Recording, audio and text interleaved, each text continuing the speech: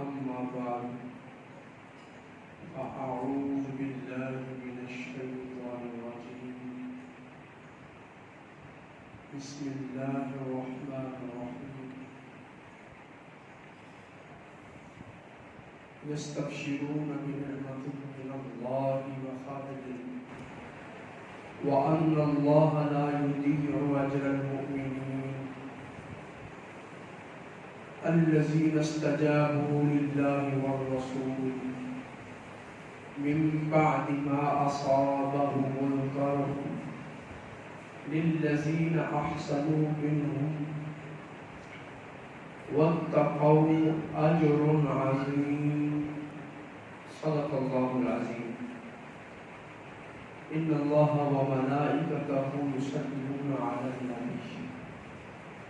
يا أيها الذين آمنوا صلوا عليه وسلموا تسليما اللهم صل على سيدنا ومولانا محمد وعلى آل سيدنا ومولانا محمد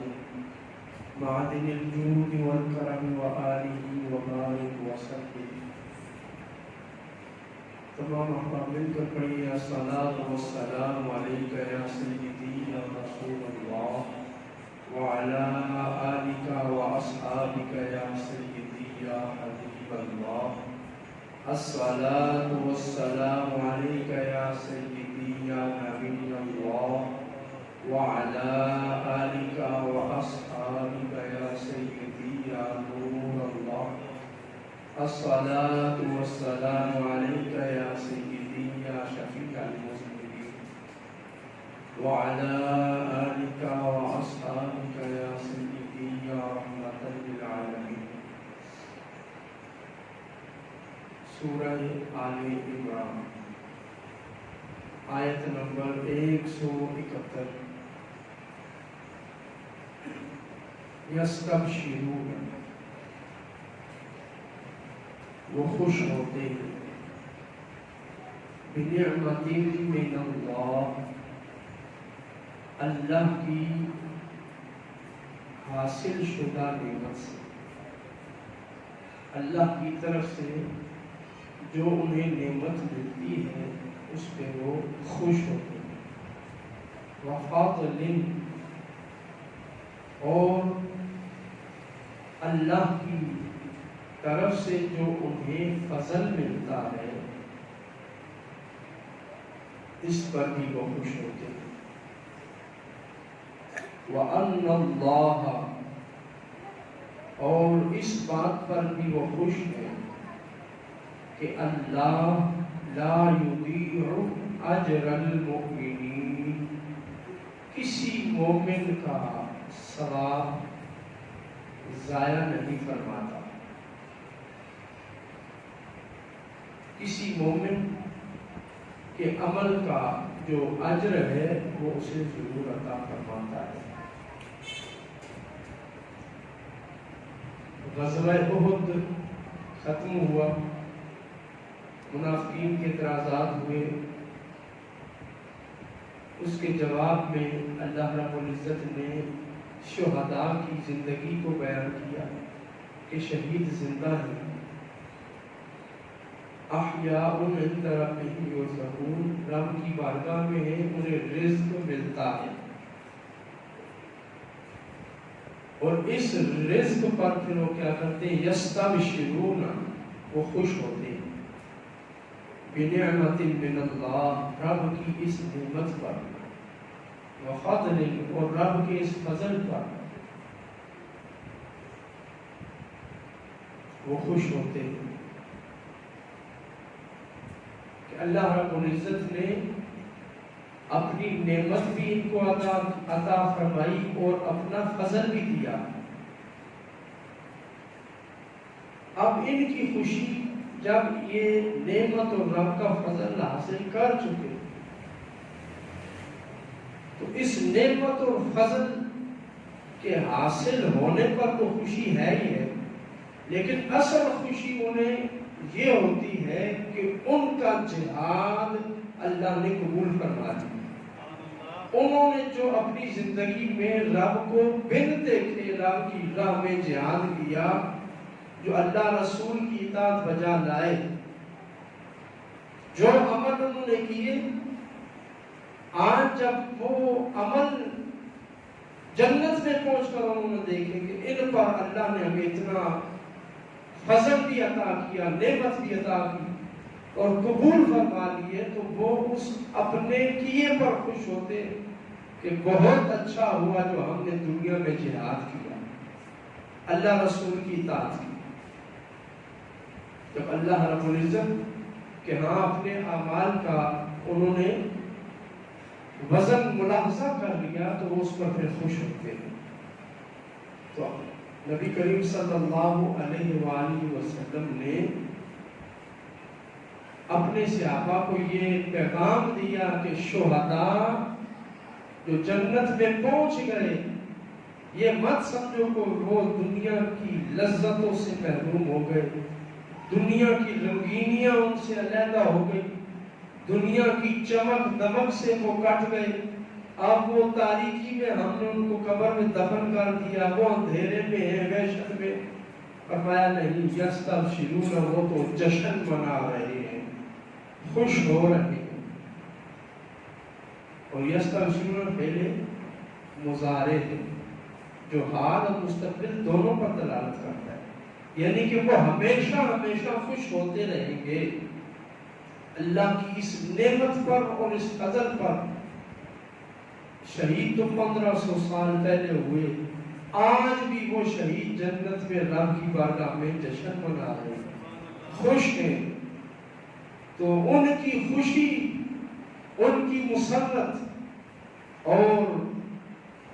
ان کا اظہار فرحت دنیا کی ساری زندگی اور ساری دولت سے افضل و اعلیٰ ہے۔ ایک تو دنیا سے بہتر جگہ پہ ہے، جنت میں، دوسرا اس جنت میں دنیا کی طرح کوئی مصیبت نہیں ہے، موسمی اثرات نہیں ہے، بھوک نہیں ہے، پیاس نہیں ہے، پریشانی نہیں ہے، بلکہ کیا ہے؟ خوشی خوشی ہے۔ ان کی خوشیاں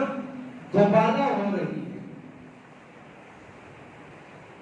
وَأَنَّ اللَّهَ لَا يُضِيعُ أَجْرَ الْمُؤْمِنِينَ، اور یہ ذہن میں رکھو کہ رب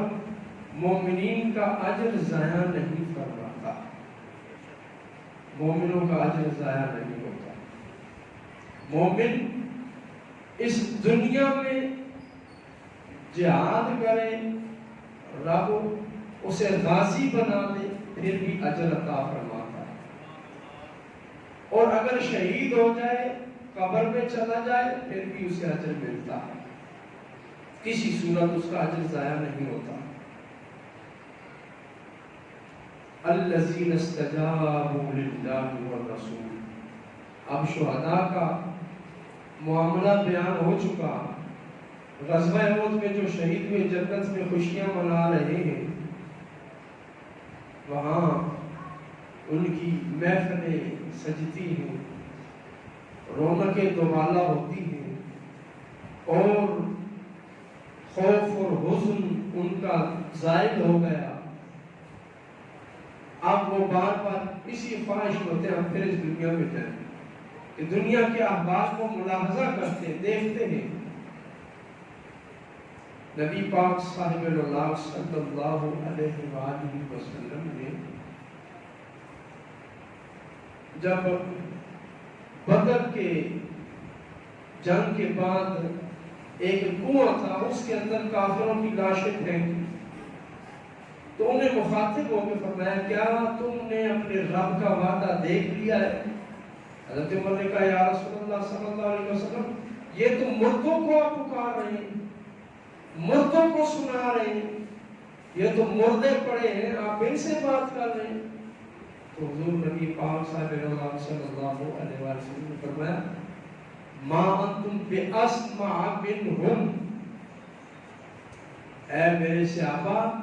تم ان سے زیادہ نہیں سنتے، یعنی جتنی تم میری آواز سن رہے ہو اتنی ہی یہ آواز مردے سن رہے ہیں۔ صرف بات یہ ہے کہ اب یہ جواب دے بھی تو جواب ہم تک نہیں پہنچا سکتے کہ اللہ رب العزت نے ان کی آواز پر پابندی لگا دی. ہاں جو دنیا میں ہے ان کی آواز کو رب نے یہ عزت عطا فرمائی ہے, شرف عطا فرمایا ہے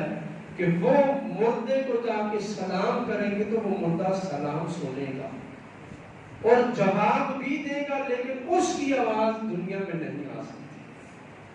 ہماری آواز اس دنیا سے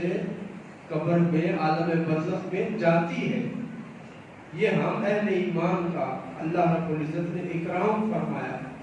کہ ہمارے کلمات کو ان کی قبروں میں داخل ہونے کی اجازت دے دی, لیکن ان کی آواز کو قبروں سے نکلنے کی اجازت نہیں دی. تو شہداء کا معاملہ اللہ کی بارگاہ میں بڑی شان والا ہے, مرتبے والا ہے, عزت والا ہے. شہداء کا جب مقام بیان کر لیا تو اب اللہ رب العزت غزوہ احد کے ختم ہونے کے بعد, جنازے دفن ہونے کے بعد اگلے دن یعنی 15 شوال کو غزوہ احد ہوا اور 16 شوال کو صبح کے وقت رسول اللہ صلی اللہ علیہ وآلہ وسلم کو خبر پہنچی کہ کفار مکہ کا لشکر مکہ میں واپس نہیں گیا بلکہ راستے میں ٹھہرا ہوا ہے اور ہو سکتا ہے کسی بھی وقت وہ دوبارہ حملہ کر دے. تو رسول اللہ صلی اللہ علیہ وآلہ وسلم نے اپنے ان صحابہ سے ارشاد فرمایا کہ پتہ چلا ہے کہ مدینہ منورہ کے قریب ہی کسی بستی میں کفار مکہ ٹھہرے ہوئے, کیا خیال ہے ان کے پیچھے جائیں یا نہ جائیں؟ تو صحابہ کرام رضوان اللہ تعالی علیہم اجمعین جو زخموں سے چور تھے, کسی کا بازو ٹوٹا ہوا, کسی کی ٹانگ ٹوٹی ہوئی, کسی کے سر میں زخم ہے, کسی کے دانت ٹوٹے ہوئے ہیں, شدید زخموں میں, تو صحابہ کرام رضوان اللہ تعالی علیہم اجمعین اٹھ کھڑے ہوئے, یا رسول اللہ جو حکم ہو ہم حاضر ہیں. تو اس آیت میں 172 آیت میں اس رسول اللہ صلی اللہ علیہ وسلم کی دعوت اور صحابہ کے جواب کو بیان کیا جا رہا ہے. الذین استجابوا للہ والرسول, جنہوں نے قبول کیا اللہ اور رسول کی دعوت کو, یعنی دعوت جہاد کو. من بعد ما اصابهم القرح, اس کے بعد کہ انہیں پہنچ چکا تھا القرح, زخم, یعنی زخم پہنچنے کے بعد زخمی حالت میں جو صحابہ رسول اللہ صلی اللہ علیہ وآلہ وسلم کی دعوت پر اٹھ کھڑے ہوئے. للذین احسنوا منہم, جنہوں نے حسن کارکردگی دکھائی, واتقوا, اور رب سے ڈرتے رہے, اجر عظیم, ان کے لیے اجر عظیم ہے, ان کے لیے اجر عظیم ہے. اس آیت کے شان نزول کے بارے میں سماعت فرمائیے. حضرت اکرمہ فرماتے ہیں,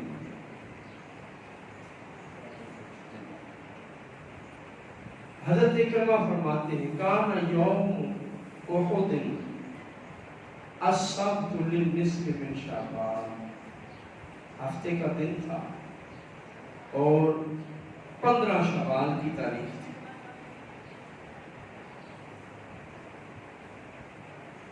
15 شعبان تھی, ہفتے کا دن تھا. پھر جب اتوار کا دن آیا یوم الاحد, 16 لیلۃ بدت من شعبان, 16 شعبان تھی.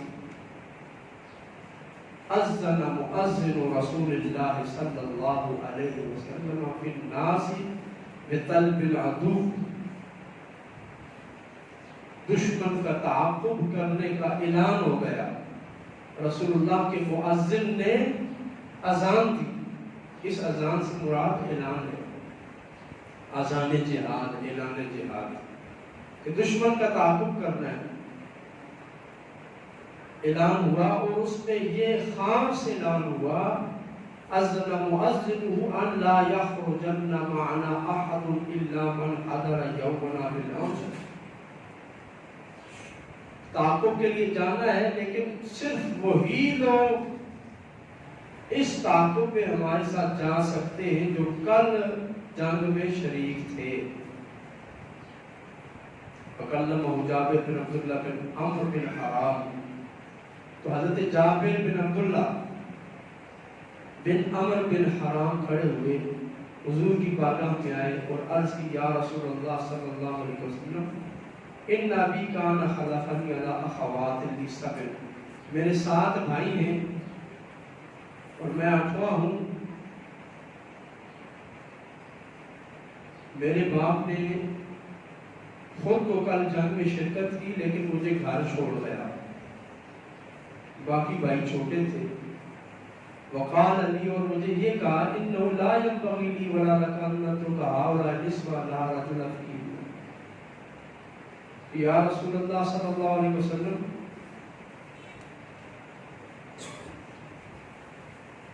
کہ میرے باقی بھائی جو تھے وہ بھی جنگ میں باپ ساتھ لے گیا اور مجھے کہنے لگا کہ یہ جو عورتیں ہیں یہ اکیلے چھوڑنے والی نہیں ہیں، ان کے پاس کوئی مرد ہونا چاہیے. وَلَسْتُ بِالَّذِي أُوصِرُكَ بِالْجِهَادِ مَعَ رَسُولِ اللَّهِ عَلَى نَفْسِهِ. یا رسول اللہ صلی اللہ علیہ وسلم، اور میرے باپ نے مجھے اگلی بات جو کہی وہ یہ کہی کہ میں یہ جانتا ہوں کہ اس وقت رسول اللہ صلی اللہ علیہ وسلم کے ساتھ جہاد میں جانا ہماری جانوں سے بھی زیادہ افضل اور بہتر ہے.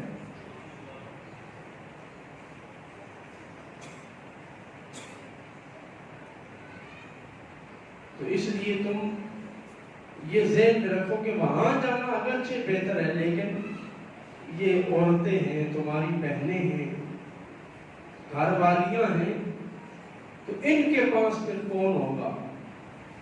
اس لیے تم ٹھہرو. فَتَخَلَّفْتُ عَلَيْهِ. یا رسول اللہ صلی اللہ علیہ وسلم ان عورتوں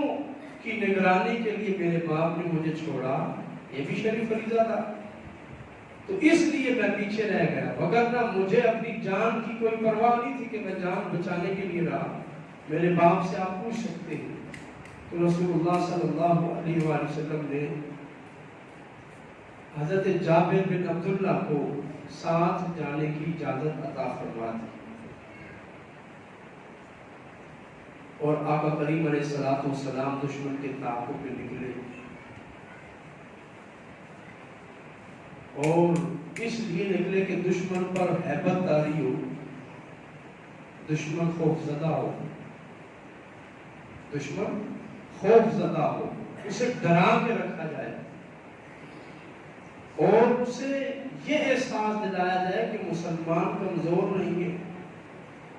ان کے پاس اور بھی قوت ہے. اور تیسری بات دشمنوں کو یہ بتائی جائے کہ جو زخم ان مجاہدوں کو لگے ہیں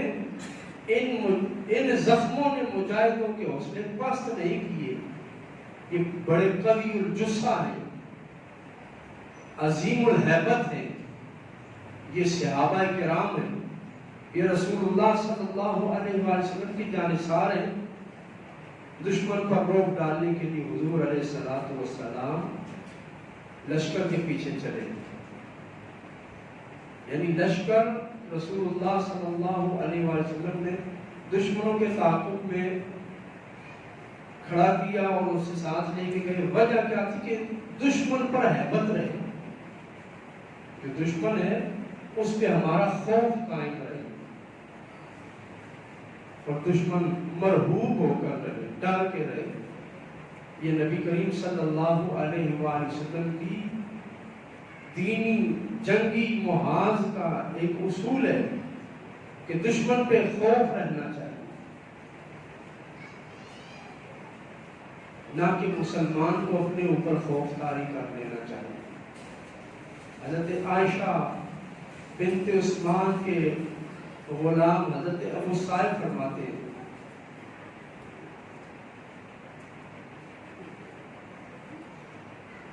کہ ایک شخص بنو عبد الاشل کا تھا جو غزوہ احد میں شریک تھا، وہ مجھے انہوں نے بتایا کہ میں رسول اللہ صلی اللہ علیہ وآلہ وسلم کے ساتھ غزوہ احد میں شریک تھا اور میرا بھائی بھی ساتھ تھا۔ ہم جب غزوہ سے واپس آئے تو ہم دونوں زخمی تھے۔ فلما آذن رسول اللہ بالخروج فی طلب الوضوء قلت الیقین اتفوتنا غزوۃ مع رسول اللہ، ہم زخمی پڑے تھے دونوں بھائی، تو میرے بھائی کو پتہ چلا کہ اعلان ہو گیا دوبارہ جانے کا، تو میں نے خاموشی اختیار کی، لیکن بھائی بول پڑا کہنے لگا کہ کیا ہم رسول اللہ صلی اللہ علیہ وآلہ وسلم سے پیچھے رہ جائیں گے؟ ہم زخمی ہیں، ہم پیچھے رہ جائیں گے؟ تو میں بولا، میں نے کہا واللہ ما لنا من دابۃ نرکبھا وما منا الا جریح ثقیل۔ میں نے یہ کہا کہ یار ہمارے پاس تو سواری بھی کوئی نہیں ہے، ٹھیک ہے ہم رسول اللہ سے پیچھے نہیں رہتے، ساتھ جاتے، لیکن ہمارے پاس سواری کوئی نہیں ہے اور زخم اتنے ہیں کہ ہم اٹھ نہیں سکتے، جریح ثقیل، بہت زیادہ ہم زخمی ہیں۔ فخرجنا مع رسول اللہ، لیکن یہ گفتگو کرتے ہوئے بھائی کھڑا ہو گیا اور میں بھی کھڑا ہو گیا اور ہم رسول اللہ کے ساتھ چل دیے۔ وَكُنْتُ أَيْسَرَ الْجَرْحِ مِنْهُ، یہ حضرت بنو عبد الاشل کے جو راوی ہیں کہتے ہیں میرے زخم کم تھے لیکن میرے بھائی کے زخم زیادہ تھے۔ فَكُنْتُ إِذَا غَلَبَ حَمَلَتُهُ عَقَبَةً وَمَشَى عَقَبَةً، کہتے ہیں کہ میرے بھائی کو جب زخم کا درد زیادہ ہوتا تو وہ مجھ سے پیچھے رہ جاتا اور مجھے میرے اوپر ہاتھ رکھ کے چلنے لگ پڑتا، حتیٰ انتہینا الی ما انتہا الیہ المسلمون، لشکر آگے آگے جا رہا تھا، ہم پیچھے پیچھے لڑکتے ہوئے گرتے ہوئے لشکر تک پہنچے، حتیٰ کہ ہم حمراء الاسد مقام تک پہنچے تو رسول اللہ صلی اللہ علیہ وآلہ وسلم سے ہماری ملاقات ہوئی، اور یہ مقام مدینہ منورہ سے 8 میل کے فاصلے پر ہے۔ حضور وہاں 3 دن تشریف فرما رہے ہیں۔ پیر شریف منگل اور بدھ کے دن، اتوار کو نکلے تھے اور پیر منگل اور بدھ 3 دن رسول اللہ صلی اللہ علیہ وآلہ وسلم حمراء الاسد جو مدینہ منورہ سے 8 میل کے فاصلے پر، اور فرمائیے یہ 2 بھائی جو 8 میل کا سفر طے کر کے پیدل گئے، زخموں کے باوجود، جسم میں جان نہیں ہے، کبھی گر رہے ہیں کبھی اٹھ رہے ہیں، اور پھر 3 دن وہاں پر رہے، نہ زخموں کی کوئی پٹی کرنے والا، نہ ہی کوئی وہاں پہ خوراک دینے والا، غذا دینے والا۔ 3 دن صحابہ کرام اپنے زخموں کے ساتھ وہاں پر رہے، اور اللہ رب العزت نے ان کی کیفیت کیا بیان فرمائی، ما اصابہم القرح، جن کو قرح، قاف راحا، قرح پہنچا، عربی زبان میں زخم کو جرح کہتے ہیں، جیم راحا، زخم چاہے چھوٹا ہو چاہے بڑا ہو اس کو جرح کہتے ہیں زخم، لیکن زخم کی ایک قسم ہے اسے قرح کہتے ہیں، اور اللہ رب العزت نے غزوہ احد کے زخمیوں کے لیے قرح کا لفظ استعمال کیا۔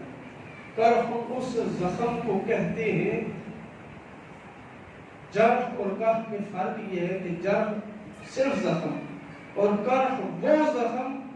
جس کا درد بھی شدید ہو۔ بعض زخم ایسے ہوتے ہیں جن کا درد نہیں ہوتا، لیکن بعض زخم درد و علم والے ہوتے ہیں، تکلیف دہ ہوتے ہیں، بندہ سو نہیں سکتا، بیٹھ نہیں سکتا، تو اس زخم کو کرخن کہا جاتا ہے۔ اسی طرح ایک اور فرق ہے، جرح عام زخم جو جسم پہ لگے، اور کرخن عربی زبان میں اس زخم کو کہتے ہیں جو جسم کے ساتھ روح کو بھی متاثر کر دے، جس کا اثر روح پر بھی ہو۔ جرحن اور کرخن میں تیسرا فرق یہ ہے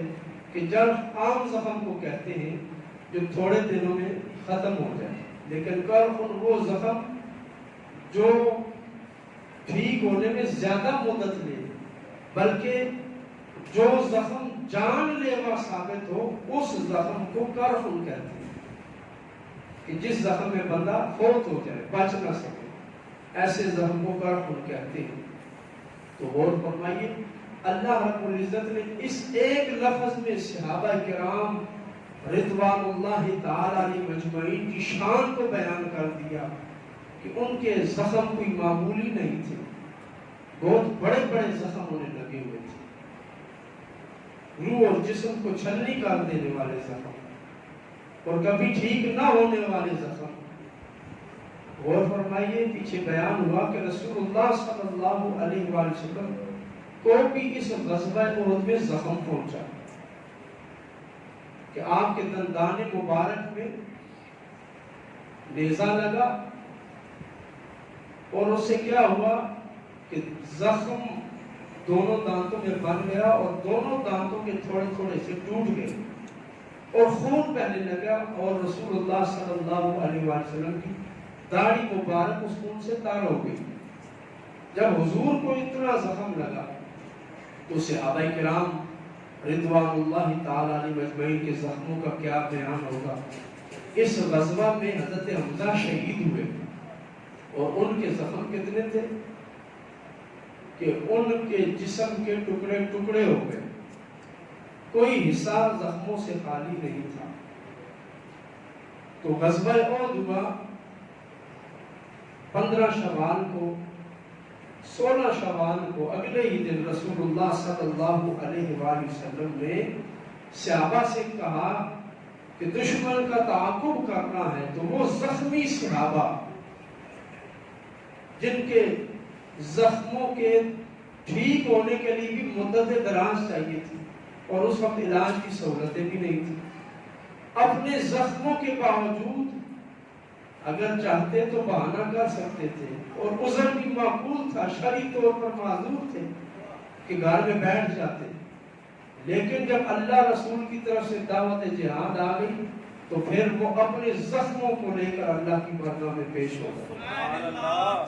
اور اللہ فرماتا للذین احسنوا منہم، یہ کتنے حسن کارکردگی والے ہیں، یہ کتنے تقوی والے ہیں، اجر عظیم، ان کے لیے اجر عظیم ہے، ان کے لیے رب کی بارگاہ سے اجر عظیم ہے کہ انہوں نے اپنی تکلیف، اپنے درد کو، اپنے زخم کو، اپنی جان کو نہیں بچایا، بلکہ اپنے ایمان کی فکر کرتے ہوئے رب کی راہ میں نکل پڑے۔ رب کی راہ میں نکلنا، اس کے لیے دل گردہ چاہیے، اور پھر دل گردے کے ساتھ اللہ اور اس کے رسول کا خصوصی فضل و کرم بھی چاہیے، اللہ کی طرف سے توفیق چاہیے۔ وہی لوگ رب کی بارگاہ میں نکلتے ہیں جنہیں رب اپنا محبوب بنا لیتا ہے۔ قوم موسیٰ نے کیا کہا؟ حضرت موسیٰ علیہ السلام کو جواب دیا فَاذْهَبْ أَنْتَ وَرَبُّكَ، موسیٰ تم جاؤ اپنے رب کو لے جاؤ ساتھ، فَقَاتِلَا، تم جا کے لڑو، اِنَّا هَاهُنَا قَاعِدُونَ، ہم یہاں بیٹھے ہیں، ہم یہاں بیٹھے ہیں۔ قربان جائیے رسول اللہ صلی اللہ علیہ وآلہ وسلم کے صحابہ پر کہ آپ صلی اللہ علیہ وآلہ وسلم کے صحابہ زخموں سے چور رہے ہیں اور جسم ان کے نحیف و کمزور ہو چکے ہیں، 70 سے زائد مسلمان شہید ہوئے اور انہی کے رشتہ دار تھے، ایام سوگ گئے، 3 دن کا سوگ ہونا چاہیے، لیکن اگلے ہی دن رسول اللہ صلی اللہ علیہ وآلہ وسلم کی دعوت جہاد پر اٹھ کھڑے ہوئے اور دشمن کے تعاقب میں نکل پڑے۔ یہ آیت بتاتی ہے کہ صحابہ کرام رضوان اللہ تعالی علیہم مجمعین جو حضور کے ساتھ تھے، زندگی بھر حضور کا ساتھ نبھایا، ان کا تعلق حضور کے ساتھ کس درجے کا تھا، کس طرح کا تھا کہ اپنا سب کچھ چھوڑا، قربان کیا اللہ رسول کی بارگاہ میں، مدینہ میں آ گئے، نئے سرے سے کاروبار، نئے سرے سے زندگی گزارنی شروع کی، اور یہاں پر ایک جسم اپنے پاس بچا تھا اور اس کے اوپر بھی ہزاروں زخم لگا لیے، اور پھر وہ زخمی جسم لے کر مدینہ منورہ کے پائے رسول اللہ صلی اللہ علیہ وسلم کے ساتھ جا رہے ہیں۔ وہ ایک جسم بھی اپنا بچانے کے روادار نہیں تھے، وہ یہ چاہتے کہ ہماری سانس بھی نکلے تو رسول اللہ صلی اللہ علیہ وآلہ وسلم کی میت میں نکلے، آپ سے دوری میں نہ ہو۔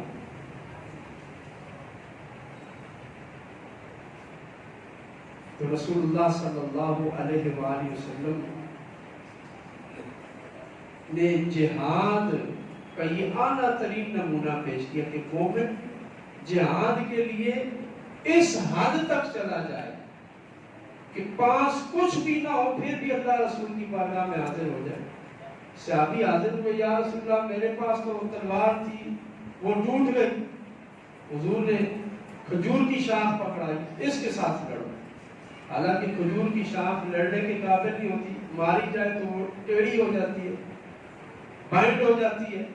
لیکن پھر بھی صحابی نے وہ شاخ پکڑی اور میدان جنگ میں گھس گئے، اور کہتے ہیں کہ میں اسے لڑ رہا تھا، وہ تلواروں سے بھی زیادہ کام کر رہی ہے۔ رسول اللہ صلی اللہ علیہ وآلہ وسلم نے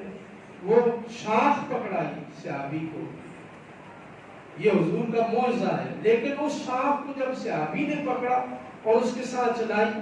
اور وہ تلوار بن گئی، یہ صحابی کی کرامت ہے، یہ صحابہ کا مقام اور مرتبہ ہے کہ جہاد کے لیے پیچھے نہیں ہوئے۔ اس لیے فرمایا الذین استجابوا للہ والرسول، وہ لوگ کتنے عظیم تھے جنہوں نے اللہ رسول کی دعوت جہاد کو قبول کیا، اس کے بعد انہیں زخم پہنچے ہوئے تھے۔ آج جہاد کے عنوان پر ہماری ٹانگیں کانپتی ہیں، لیکن جن قوموں نے جہاد کو سمجھا اور پکڑا ہے، وہ قومیں آج بھی دنیا میں عزت اور سرفرازی کے مقام پر ہے۔ پرسوں 20 سال کے بعد افغانستان سے امریکہ رات کی تاریکی میں بغیر بتائے، بغیر دنیا کو بتائے، بغیر افغانی حکومت کو بتائے، امریکہ رات کی تاریکی میں 2 بجے بھاگ گیا، اپنی گاڑیاں بھی چھوڑ گیا، سامان بھی چھوڑ گیا، اور بغیر بتائے بھاگ گیا،